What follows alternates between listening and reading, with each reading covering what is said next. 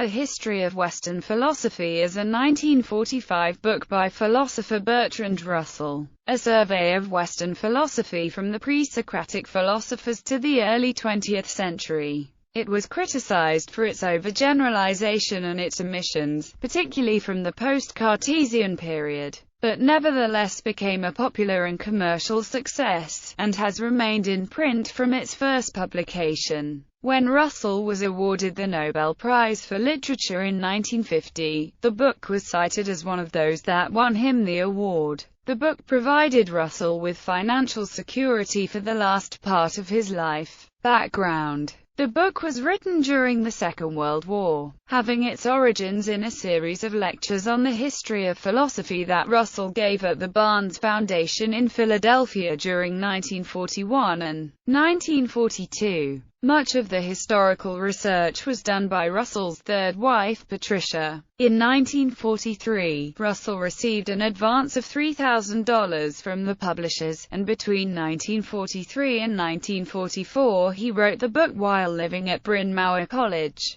The book was published in 1945 in the United States and a year later in the UK. It was reset as a new edition in 1961, but no new material was added. Corrections and minor revisions were made to printings of the British first edition, and for 1961's new edition, no corrections seem to have been transferred to the American edition. Content: the work is divided into 3 books, each of which is subdivided into chapters. Each chapter generally deals with a single philosopher, school of philosophy, or period of time. Ancient philosophy: the pre-Socratics, Socrates, Plato and Aristotle. Ancient philosophy after Aristotle. Catholic philosophy: the Fathers, Saint Ambrose, Saint Jerome, Saint Augustine, Saint Benedict and Pope Gregory the Great. The Schoolmen. Modern philosophy from the Renaissance to Hume, from Rousseau to the present day. The last chapter in this section, The Philosophy of Logical Analysis, is concerned with Russell's own philosophical views at the time. Reaction and aftermath. The reception of the book was mixed, especially from academic reviewers.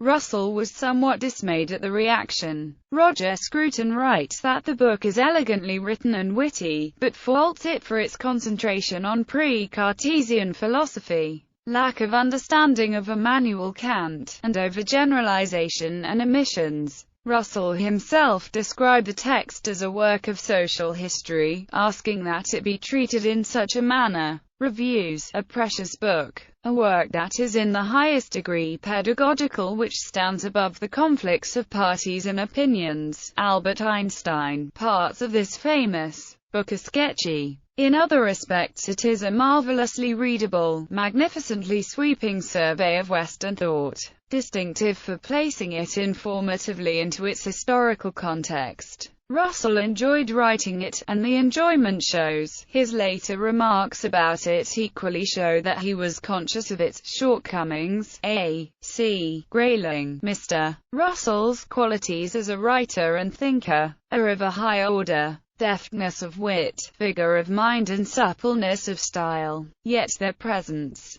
do not save the book from being perhaps the worst that Mr. Russell has written. As one would expect, the author is at his best when dealing with present-day ideas, if for no other reason than his large share in their inception. By contrast, his treatment of ancient and medieval doctrines is nearly worthless. Leo Roberts. A History of Western Philosophy errs consistently in this respect. Its author never seems to be able to make up his mind whether he is writing history or polemic. Its method confers on philosophers who are dead and gone a kind of false contemporaneity which may make them seem important to the uninitiate. But nevertheless, it is a must-reading of history. George Boas. Indeed, within the short period of 1 or 2 years, several books had been published, whose authors were not classical scholars but were primarily interested in the scientific and philosophic thought of today, yet they had devoted a very substantial part of the scholarly labor embodied in their books to expounding and scrutinizing the earliest roots of modern thought in ancient writings.